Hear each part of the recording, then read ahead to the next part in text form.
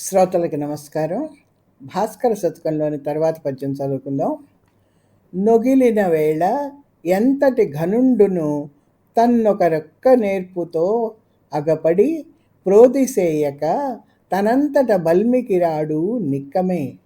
జగమున అగ్ని అయిన కడు సన్నగిలంబడి ఉన్న ఇంధనం బెగయగద్రోచి ఊదక మరెట్లు రగుల్కొన నేర్చు భాస్కర. చాలా చక్కగా చెప్తున్నాడు శతకకారుడు లోకంలో మనకి తెలిసినటువంటి పోలికతో.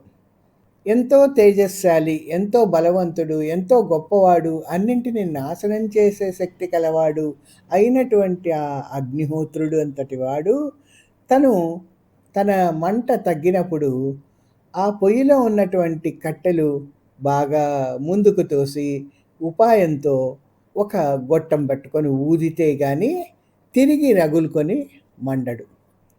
అట్లాగే ఒక గొప్పవాడికి అనుకోకుండా బీదతనం సంభవించినప్పుడు మరొకడు ఎవరైనా వాడిని ప్రేమతో చేరతీసి పోషించితే తప్ప తిరిగి బలాన్ని పొందలేడు. ఇక్కడ మనం అప్పట్లో వాడుకలో ఉన్న నొగిలిన అని వాడారు. దరిద్రాన్ని తెలియచేసేటువంటి శబ్దం అది. నొగిలిననే వేళనంటే బీదతనం కలిగి ఉన్న సమయంలో అని.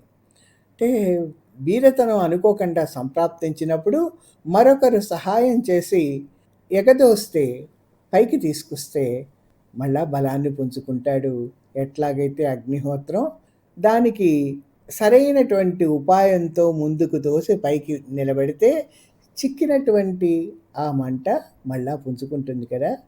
ఎంత తెలిసి మనకి అర్థమయ్యేటట్టు విధంగా శతకకారుడు తెలియచేశాడో కదా.